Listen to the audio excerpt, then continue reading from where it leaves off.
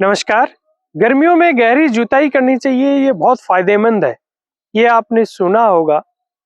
ये बात सुनते सुनते हम भी बड़े हुए हैं, ये चीजें किताबों में भी पढ़ी हैं। लेकिन और यदि खेती की गहराइयों में जाते हैं तो हमेशा ये बात सत्य नहीं है कि गर्मियों में गहरी जुताई करने के फायदे ही मिले। तो आज इस वीडियो में मैं आपको इस विषय पे क्लियरिटी देने की कोशिश करूंगा। वीडियो लंबा हो सकता है कि गर्मियों में गहरी जुताई के किन परिस्थितियों में फायदे हैं, किन परिस्थितियों में नुकसान है, करें तो किस तरीके से करें कि फायदा मिले, कितने सालों में करना फायदेमंद होता है। डिटेल में जानेंगे। थोड़ा लंबा वीडियो हो सकता है, थोड़ा पेशेंस रखें, पूरा देखे बिना किसी कंक्लूजन पे मत पहुंचे।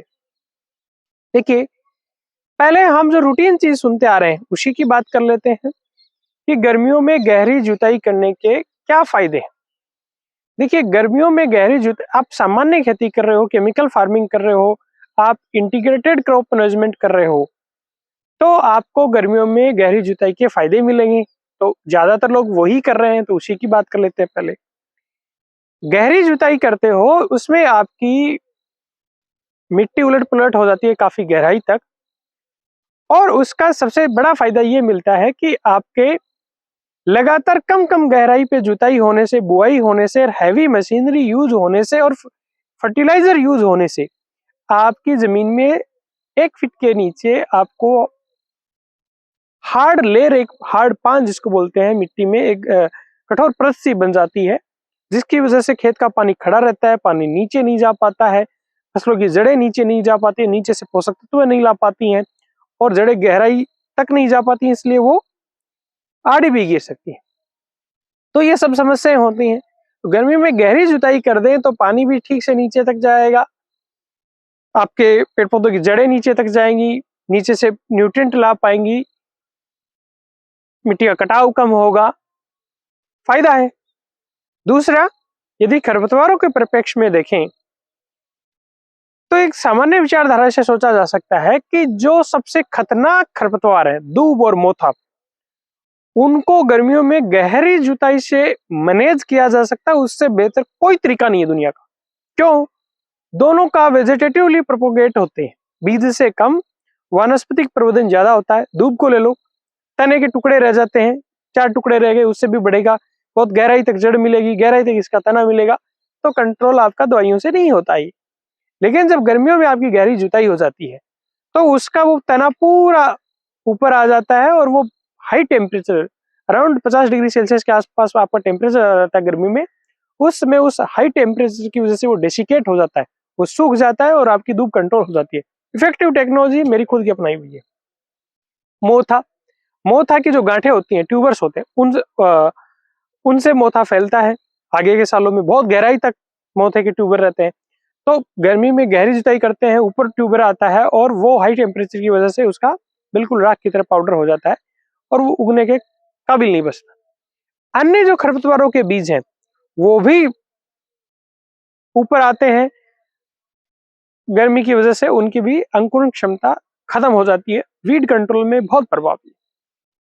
जहां तक कीड़े और बीमारी की बात है, तो बीमारी पैदा करने वाले जो फंगस है, रोगाणु है, उनको कंट्रोल करने का शानदार तरीका है। क्योंकि जब आप जमीन को खोल दोगे, गर्मी रहेगी, हाई टेम्परेचर की वजह से आपकी फंगस कंट्रोल हो जाएगी और बहुत इफेक्टिव है। यदि आपके जैसे खासकर जो सॉइल बोर्न, जो जमीन क्या बोलना चाहिए, भूमि जनित जो रोग हैं, उनमें बहुत काम करता है। जैसे ही आपका जड़ गलन वगैरह होता है, तो ऐसी फंगस जो भूमि में ही उनका इनोकुलम रहता है, फंगस रहती है, वो बहुत अच्छे से कंट्रोल होती हैं। आपके जितने भी कीड़े हैं, कीड़े सीजन में आपके आते हैं, गायब हो जाते हैं, अगले सीजन में फिर आ जाते हैं। कहाँ जाते हैं? वो जाते हैं जमीन में ही अपनी रेस्टिंग स्टेज जो होती है, उनकी प्यूपा स्टेज जो बोलते हैं, उसके अंदर जमीन में नीचे पड़े रहते हैं। तो उसको आप खोल देते हो जमीन को, तो वो एक्सपोज हो जाएंगे। तो कुछ को तो जानवर चुग लेंगे, वैसे वो खत्म हो जाएगा, और कुछ को हाई टेम्परेचर की वजह से कुछ खत्म हो जाएंगे। यानी खरपतवार कंट्रोल हो रहा है, कीड़ा बीमारी कंट्रोल हो रहा है, और आपका उसके अंदर गहराई तक जड़ रहा है, फसल आड़ी नहीं गिर रही है। और एक और चीज कि आपके लगातार ऊपर ही ऊपर की परतों में आप फर्टिलाइजर डालते हो तो वो लीचिंग लॉसेस से नीचे जाता है, तो नीचे की मिट्टी ऊपर ले आते हो तो वो आपके ऊपर की सतह में वो न्यूट्रिएंट आ जाते हैं। इसके अलावा आप खेत को पलट देते हो तो फसल के अवशेष है वो तेजी से सड़ते गलते हैं। तो ये इस तरह के आपके फायदे हैं। सामान्य यदि हम खेती कर रहे हैं तो इस तरह के हमारे फायदे हमें दिखते हैं गर्मियों में गहरी जुताई की। गर्मियों में गहरी जुताई का बेस्ट समय, बेस्ट तरीका कब कितनी करनी चाहिए? देखिए, गर्मियों में गहरी जुताई रबी फसल कटने के बाद में आपके खेत में इतनी नमी होनी चाहिए कि ना तो बहुत बड़े बड़े ढेले बने और ना वो जमीन इतनी ज्यादा नमी हो कि एकदम पाउडर की तरह बनके और वापस हार्ड हो जाए, वापस बिल्कुल बारीक बारीक होके वो हार्ड हो जाए। बहुत मीडियम आकार के ढेले बनने चाहिए, इतनी नमी खेत के अंदर हो। उसका रीजन ये कि यदि मध्यम आकार के ढेले बनेंगे तो आपके वो गर्मियों की मई जून की गर्म हवा उस पूरी जमीन में आपकी जहां तक आपने आधा पौन फीट तक जहां तक आपका हल गया वहां तक वो पूरे आपके खरपतवार के बीज, रोगाणु, जीवाणु, कीटाणु वो आपके पूरे खत्म हो जाएंगे। पर यदि बहुत बड़ा ढेला है तो उस बहुत बड़े ढेले के अंदर जो जीवाणु, रोगाणु, कीटाणु है या खरपतवार के बीज है वो अंदर उनके गर्मी नहीं जा पाएगी ढेले के उतनी, तो वो खत्म नहीं होंगे। या एकदम आपने पाउडर कर दिया और वापस आपने गहरी जुताई की और वापस पाउडर कर दिया, ज्यादा नमी थी, मिट्टी वापस तक जम गया, तो वो की वो बात हो गई, क्योंकि अंदर हवा तो पेनिट्रेट नहीं हुई, गर्म हवा। अब गर्म हवा पेनिट्रेट नहीं हुई तो गर्मी में गहरी जुताई का हमें फायदा नहीं मिला। कितने सालों से हम दोहराएं इसको? आप 3 साल में 1 साल कर लो तो ठीक है। आर्थिक दृष्टि से बहुत महंगा पड़ता है ना, एमबी प्लो से आप जुताई कराते हो, काफी महंगा पड़ता है। 3 साल में कर, लेकिन बहुत स्पेशल चीज को आप ट्रीट कर रहे हो, जैसे आपके मोथा की समस्या, दूब की समस्या है, तो आप कंटिन्यू 2 साल यदि करते हैं तो आपका इसका निश्चित फायदा मिलेगा बहुत, क्योंकि 1 साल में आपने काफी लोड आप दूब का मोथा कम कर ले, तो नेक्स्ट ईयर और एक बार गहरी जुताई करोगे तो आपको फायदा मिल जाएगा। किस परिस्थिति में फायदा नहीं मिलेगा? मान लो किसी साल में गर्मी अच्छी पड़ी नहीं, गर्मियों में फिर जैसे आई थिंक 2021-22 में ऐसा हुआ, एक साल में कौन सी मुझे अभी याद नहीं आ रहा, कि लगातार बारिश से होती रही, अच्छी गर्मी नहीं पड़ी, तो गर्मी में गहरी जुताई का कोई फायदा नहीं मिलेगा। यदि हल्की फुल्की बारिशें हुई, मिट्टी में नमी बनी रही और तपी नहीं जमीन तो उसका कोई तगड़ा आपको फायदा नहीं मिलेगा। ये हमने जाना कि इसके फायदे क्या हैं, कब करना चाहिए, कितनी नमी में करना चाहिए। अब इसके नुकसान किस परिस्थिति में हो सकते हैं, जिसके बारे में आज आप शायद पहली बार सुन रहे होंगे। सभी तो फायदे ही बताते हैं। देखिए, इसकी एक विचारधारा ये भी है, हो सकता है आप सहमत नहीं हो, यदि आप प्राकृतिक खेती में विश्वास रखते हैं और प्राकृतिक खेती की तरफ जाते हैं तो गर्मी में गहरी जुताई आपके लिए फायदेमंद नहीं है। और उसका रीजन ये है कि जब हम हमारी जमीन को गर्मी में एकदम खोल देते हैं, एकदम ओपन कर देते हैं और उसको हाई टेम्परेचर से उसकी जो भी उसके रोग कारक है उनको मारने का उद्देश्य लेके चलते हैं, तो उसमें सिर्फ रोगाणु, रोग पैदा करने वाले और कीड़े जो नुकसानदेह है वो ही खत्म नहीं होते हैं। जो लाभप्रद, जो सूक्ष्म जीव हैं, जो लाभप्रद कीड़े हैं वो भी हमारे खत्म होते हैं। तो एक बड़ा नुकसान ये है कि उसकी जो जैव विविधता है, जो माइक्रोबियल बायोडाइवर्सिटी है, सोइल की अपने आप को ठीक करने की क्षमता है, आ जाएगा वो वापस, लेकिन हमने तो एक बार खत्म कर दिया। हम डीप प्लोइंग कर रहे हैं, गहरी जुताई कर रहे हैं, तो हम ये चाल के चल रहे हैं कि उस जमीन को हम एक तरह से निर्जीव बनाने की तरफ जा रहे हैं, कि उसमें जो भी जीव है उसको एक बार हम खत्म कर ले, आगे हम खेती करेंगे वो केमिकल के दम पे करेंगे, कुछ ऐसा सा प्रतीत इसमें होता है। हालांकि इसको इंटीग्रेटेड क्रॉप मैनेजमेंट या nutrient management, disease management, pest management उसका ये पार्ट है। हो सकता है मैं शब्दों का चुनाव सही से नहीं कर पा रहा होगा, किसी शब्द को पकड़ के मत बैठना, पर मेरी बात समझिए, हम जब मिट्टी को खोद रहे हैं उस हाई टेम्परेचर पे, तो वो ऐसा नहीं कि जो हमारे हानिकारक है उन्हीं को मारेगा, वो लाभप्रद को भी मारेगा। तो सबकी को काउंट कम हो गया, हानिकारक का भी हो गया, लाभप्रद का भी हो गया। तो एक बार काउंट हो गया कम तो 2-3 साल तक हम केमिकल के दम पे हम खेती कर पा रहे हैं।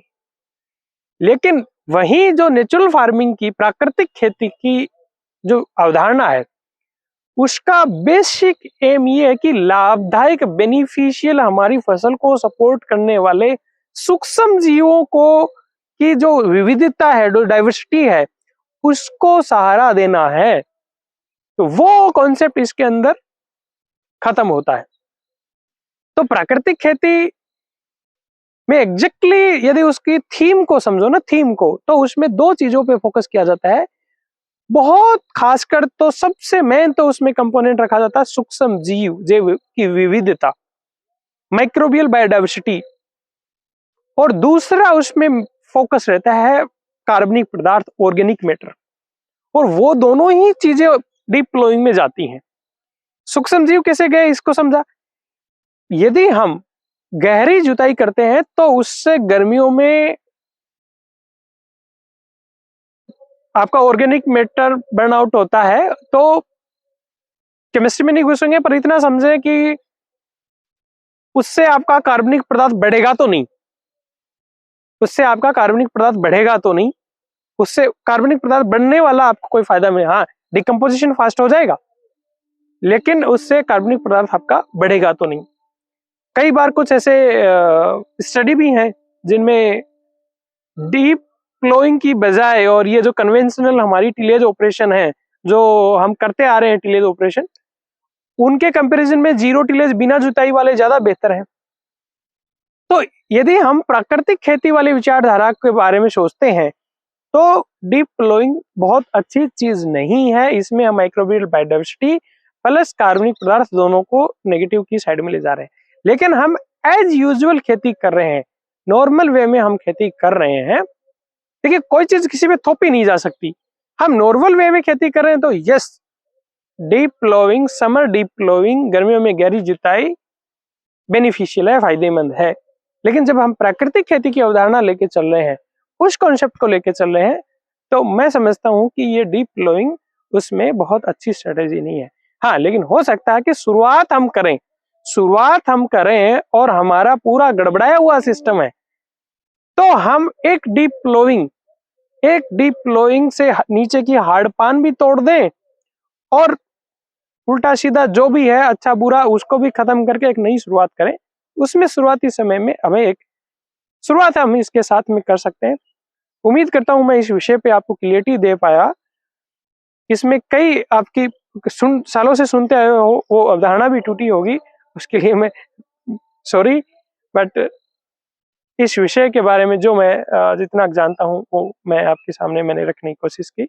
आपको जानकारी अच्छी लगी तो आप इसे शेयर करें, और इस चैनल पर नए हैं तो प्लीज इसे सब्सक्राइब करें। खेती से जुड़ी साइंटिफिक इंफॉर्मेशन मैं इस चैनल पर डालता रहता हूँ। नमस्कार, जय हिंद।